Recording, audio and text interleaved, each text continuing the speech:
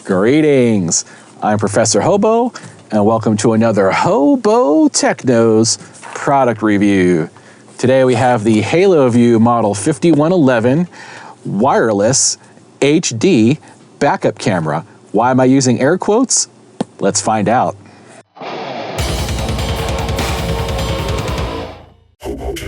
First, let's see what's in the box.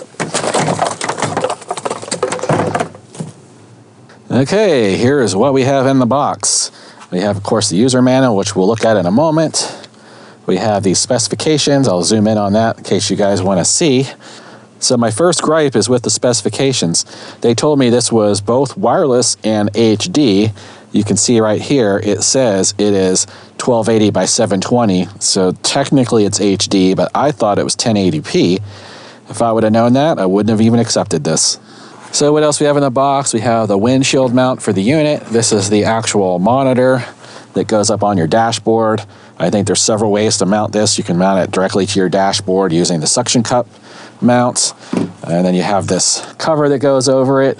And then this actually screws onto the back and hooks up to your windshield. So you can just mount this to your windshield, or you can mount the suction cup downwards like this and mount it to like a plastic pad like I have for my GPS. You can also just screw it to your dashboard with this. If you want to just put holes in your dashboard, I guess that's one way to do it. We got antennas for the receiving unit, antenna for the camera. This is the camera right here, which looks kind of nice. It's heavy and it's metal. That is a positive. It says right there 720p wireless. For a wireless system, this certainly has a lot of wires. But yeah, you put an antenna there. So it would be this little antenna, goes on there for transmitting the image from the rear of your vehicle. And then they gave you a license plate mounting bracket, that's how we're gonna mount it in this situation. But you can also use these holes and then just drill holes in your RV or vehicle and mount it up high if you want to. And of course they give you the suction cup mount. And then there's this wire, which plugs into here. So you plug this in together, and then you have to wire this into your vehicle. And they gave you a bag full of bolts. And then the 12-volt plug that goes into your dashboard to run the monitor. So my second gripe with this unit is that it's actually not wireless. You do need to basically hack into your vehicle's wiring and run a positive and negative to one of the lights on your vehicle to power the camera and power the transmitter. When they told me it was wireless, I thought this maybe had a lithium battery in it, or it was solar, or some way to actually be truly wireless so you didn't have to run this into your vehicle wiring. If I would have known that, I wouldn't have even accepted this product. So let's go over this manual and show you the difficulty of installation. All right, user manual. Of course, they give you all kinds of warnings and stuff. Gives you all the accessories so you know what you're supposed to be in the bag. Gives you the functions of the monitor. It does have a micro SD card in it, so if you want to record your backup events, I guess, you want to record every time you back up. Look at this. The monitor is only 800 by 480 resolution. What kind of crap is that? I mean, seriously, 800 by 480? Why even bother with the HD backup camera if your monitor is only going to do 480 lines? That's DVD quality, basically. Now, this does support multiple cameras. You can have up to 4 cameras on this connected to the same monitor. It shows you how to wire the camera to your battery. It shows you how to wire the monitor. You just plug it into your dashboard. Tells you where to mount the camera. If you mount it up high, you want to make sure the antenna is pointing upward. That's how you make sure that the monitor can see the transmitter. So they give you a little idea here, if you mount it in an RV, how you're supposed to mount it with the antennas facing upward. And of course, this is not a touchscreen device, so you have to use these archaic buttons at the bottom. It's very 1995. This does have the parking lines on it if you want to use that to help you back up. It does have a card slot and blah, blah, blah, blah, blah. Troubleshooting. Now, I originally got this backup camera because I was going to install it on Heidi's RV. She does have a backup camera already on her RV, but the mice chewed through the wires and destroyed it. It's also like a 1990s backup camera that has a giant CRT monitor. It's black and white, big monitor on her dashboard, and it's kind of neat, but it doesn't work because the mice chewed through the wires. So I accepted this, thinking that I'm going to go ahead and install it on her RV. However, as you guys know, she had the RV fire, the RV was totaled, and she bought it back for the insurance company and is now getting it fixed. However, HALOVIEW has been on my case for the last 2 months to do this review. So I decided I'm just going to go ahead and do a temporary install on my van to show you how this works and then be done with it. Now this is just going to be a temporary installation. I'm not hardwiring anything into the van, but I'm going to show you how it would be done if I was going to hardwire it. I'm going to do the easy thing first. I'm going to go ahead and I'm going to set this up to install on my windshield. Now, if I was going to do a permanent installation, I would probably screw this into my dashboard and use this for the permanent install. However, since this is temporary and this is going to go on Heidi's RV, we're just going to use the included suction cup to put it on the window. Now, the first thing is you take the cover and you match it up and it clicks in. And then I got this little green tab thing I have to peel off.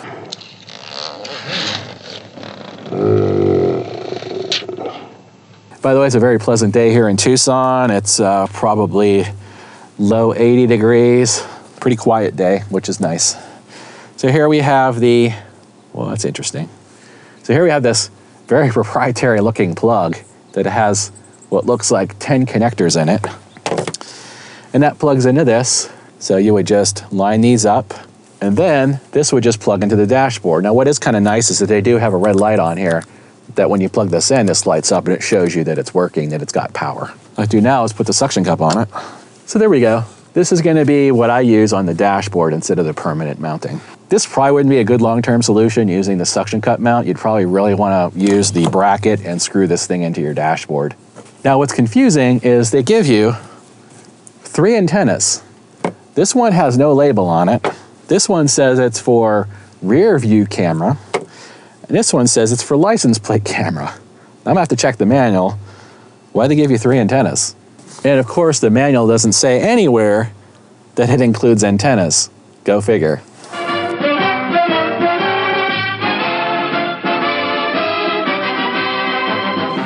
Okay, I think I figured out what they mean. This says for license plate camera. So if you use this bracket, you'll use this because it's shorter and kind of fits on your license plate, right? Otherwise it'd stick out too far. If you mount the camera up high, then you use the long antenna.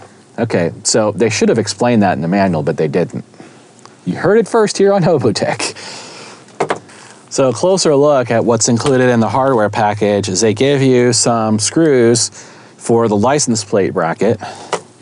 They give you the knobs if you're going to use this, so you would screw a knob into each side so that you could tilt this thing on your dashboard. And then they give you what looks like metal screws or wood screws so you can actually screw this thing into the back of your RV because this does have 4 holes on it, so you can mount it up high. That's what I'm going to do on Heidi's vehicle. I'll mount it up high. I don't know if I really like these screws. They're kind of small, but might be able to use them. And this does have night vision. They call it night vision. It's got these 6 LEDs on it that should light up the back. What I just realized, if you want to use a license plate bracket, it has these 4 small holes. And I was like, okay, I thought they matched up with the larger holes here on the camera. No, they don't. They actually match up with these little tiny screws. And they don't tell you anywhere that you're supposed to take these screws out. But I kind of figured out, if you match them together, those screws match up with the screw holes. So I got to take these 4 screws out, probably take this metal bracket off, and then mount it directly to this license plate bracket. So let's go ahead and do that. And yes, I'm lazy. I use power tools. Actually, I wouldn't call it laziness. I call it impatience. I can't stand sitting there twisting a screwdriver for 10 minutes. That's why power tools were invented. And by the way, this is a really nice screwdriver. I just got it recently. It's a Ryobi.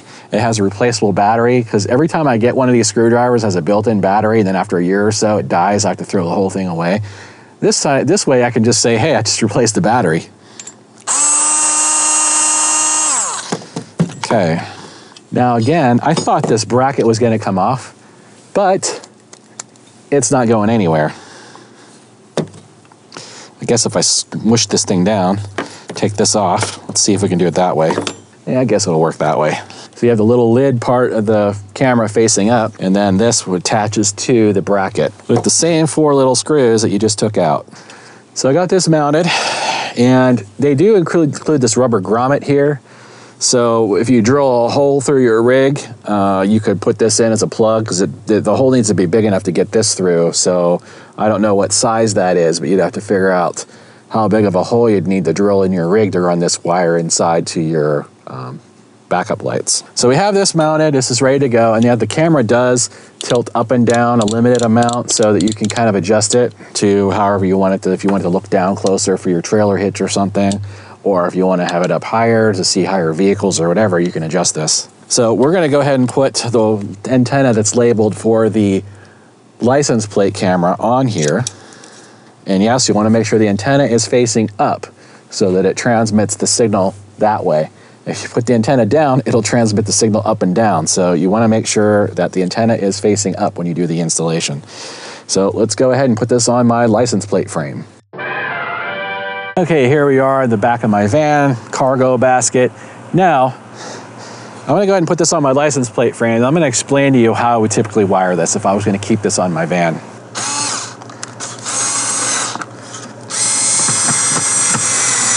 So there we go, it's installed on my license plate. And I have the antenna facing upward like it should be. And then I can angle it any way I like. I'm just gonna have it straight out for now. Make sure all the dust off the lens and everything is cleaned off, so when we do the test, you'll be able to see out of it. Now here comes the part that I despise, and really, this is 2019, almost 2020, and they can't make backup cameras with lithium batteries that are solar powered or something, so that you don't need to hardwire them to your vehicle, but that's what I got here. So you can see there's a little red wire and a little black wire on there.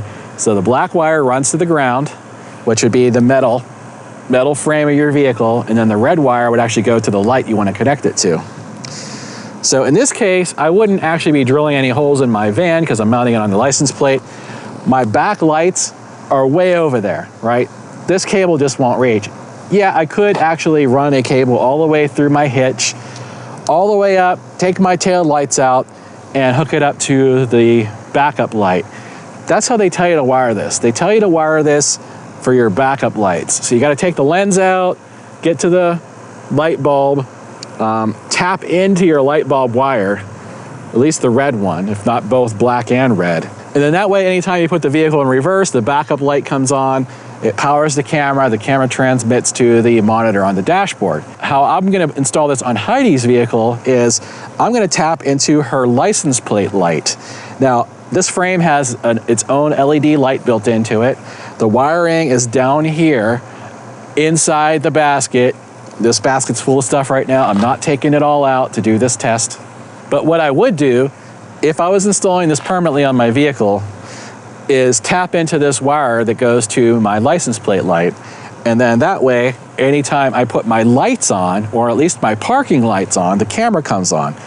Now the benefit to this is that you can have it on all the time while you're driving. If you want to see somebody tailgating you, if you're towing a trailer and you want to keep an eye on the trailer, the camera would always be on for you, and that's the way I prefer to drive. Now for those of you that don't know, if you see up there, I already have a backup camera installed.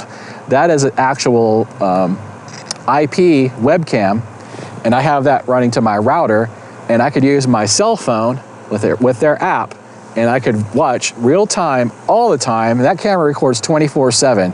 So if somebody would rear end me, or if I'm camped somewhere and somebody comes up on my camp, and you guys, who've been watching me a long time, you've seen I've released several videos of creepy people coming up into my camp.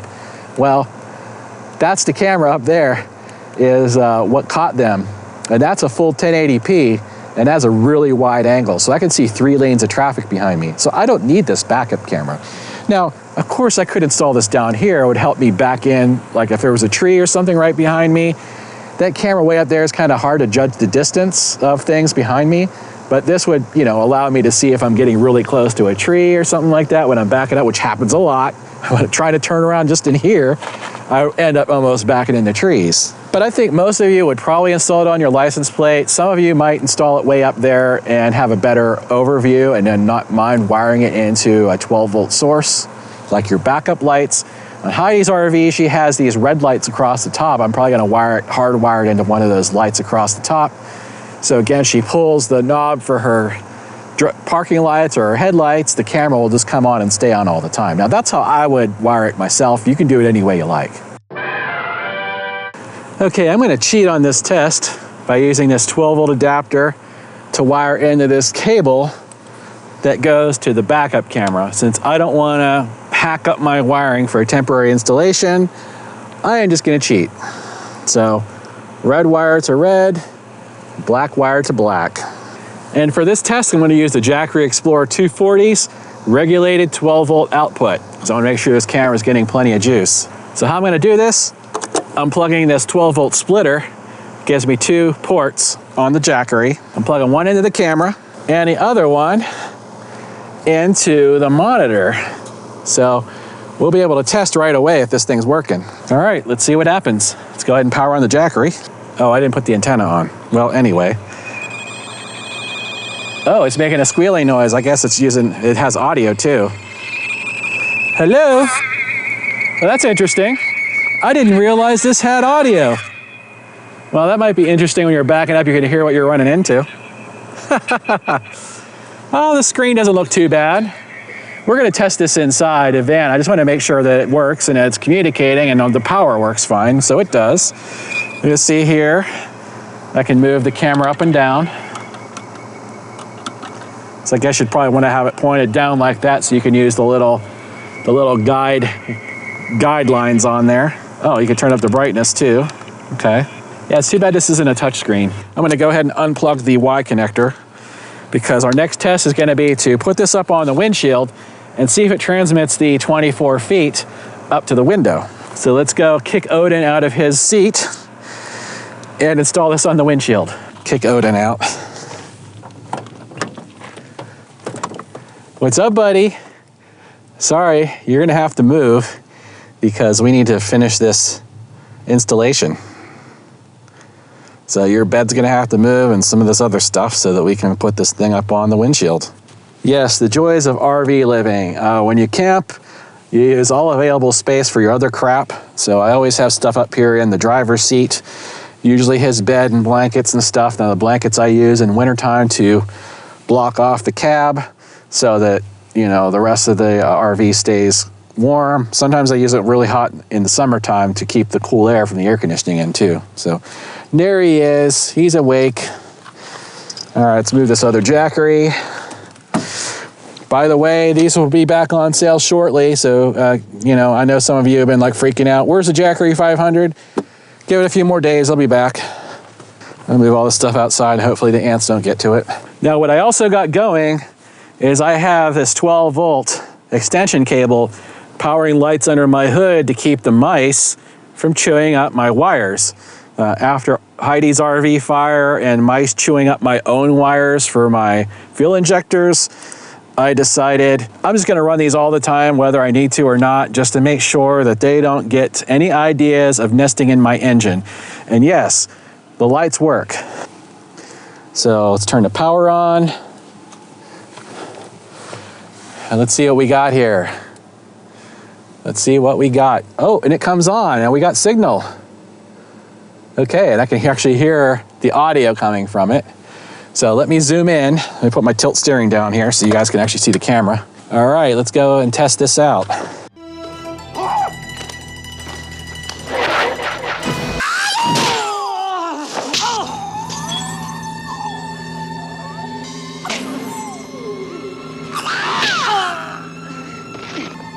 So guys, how did that look? I'm gonna review that footage now and see how it came out. Okay, here are our settings. We got the menu. You can adjust the volume. We're gonna go ahead and just turn that off because that's, oh, mute. Okay, there we go. There we go. Now I don't hear any hiss coming out anymore, which would drive me crazy anyway because I can actually hear the audio hissing. Picture settings, let's see what that does. Oh, you got brightness, which I have the brightness cranked up. This next one's for mirror image. That's for different camera modes. You got some additional settings here. You can set the time, NTSC PAL, and auto dim. I'm guessing that means that will dim depending on if it's daytime or nighttime. auto scan. I think that scans through the different cameras. Let's see. Yep, that scans through the different cameras if you had multiple cameras installed. The parking line, so you can turn it on, off, or adjust it and have it set to the different cameras. You can record on an SD card, which I don't have installed on here. And then you can play the videos, and then you have pairing. So I guess if it doesn't pair properly, then you can use this setting. If you guys can see up here in the upper left-hand corner, it does show a signal with a different amount of bars. Now it's varying quite a bit between 2 and 3 bars. That should be enough to do the audio, so I don't understand why it's not working properly. But then again, why do you really need audio for a backup camera? So what do I think about the HALOVIEW 5111 backup camera system? Well, first, it's not really wireless. Second, it's regular HD, not full HD. I'm a big proponent of using high quality cameras, but then again, it's just a backup camera. It's not like you're really going to be turning the footage into the police or anything like that, hopefully, that you actually have a dash cam for something like that, and you're not really going to rely on this to capture accident footage, assuming that it's on all the time. I didn't like the fact that you got to wire this thing into your backup lights or your license plate. And, you know, with modern technology, there's definitely ways to put lithium batteries in these cameras. One other thing I don't like about it is it is kind of cheap. There's no touch screen. The audio obviously isn't working right, so it's not really going to help you if you want to listen to the audio coming through the camera, at least in my situation on a 24-foot vehicle. The fact this is not a touch screen and it's an archaic Y2K type push button, I don't really like that either. What I do like is that, surprisingly, even though this is a 480p monitor, which is just DVD quality, the image is pretty clear and it's pretty smooth. So you have a pretty smooth backup camera experience, and it's color and you can see, and it has night vision, although I didn't test the night vision. I'm just going to assume that when you put your backup lights on, it's going to light up the area enough to see out of the camera anyway, so big deal. And for a sub $200 system, because you can get this backup camera system, the 5111, for under 200 bucks with the Amazon coupon, it's currently there, and the code that I'm going to have below. Now, I'm just going to suggest that this camera system is better for people that have some technical inclination, you know, somebody who knows how to wire this into their backup system or backup lights or their tail lights or license plate light, because the average person isn't really going to know how to do this. You're going to have somebody install it for you that knows what they're doing. It is an under $200 system. I guess you can't ask too much for it. If you don't have a backup camera on your rig, even something as small as a camper van, you should absolutely have one, because I'm telling you, it's like night and day. You don't have to worry about running into stuff when you back up. Now, some of you guys have been following me a long time. You'll realize that like 3, 4, 5 days into living in the van, I backed up into a tree and bent my cargo basket. Well, that was like $1,000 fix, because I ended up getting a lift kit and the basket and everything else fixed all at the same time. That was like lesson learned. I immediately got the backup camera working, and from that point on, I've fortunately, knock on wood, have not had any issues backing up. So they are worth the money and hassle to install. Would I recommend this one specifically? If you're on a budget and you're technically inclined, sure. If you want to spend more money, get something that's truly wireless, that's truly 1080p. You'll probably have a better experience, you know, something with a touch screen. Everyone's used to touch screens now. But if you're on a budget, the 5111 is still a pretty good option. So if you're interested in this product, there's a link below in the description where I will have the link to the Amazon page and the code, the discount code you can use to get a certain amount off, which I don't know how much that is at the recording of this video, but they're going to give me a code. And if you learned something today, don't forget to give me a thumbs up below. And if you're not a subscriber already, you know what to do. That's it for now. Till next time. Odin commands you to like and subscribe, and clean my litter box. Oh, shit. Yes, Tom. Don't stand on an anthill when you're recording, because they will crawl all over you and bite the crap out of you. Ah.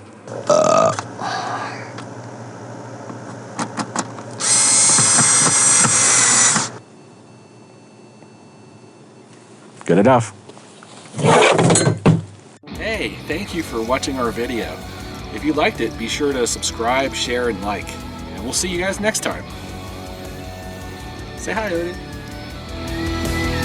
RV Golf Guy, Pat.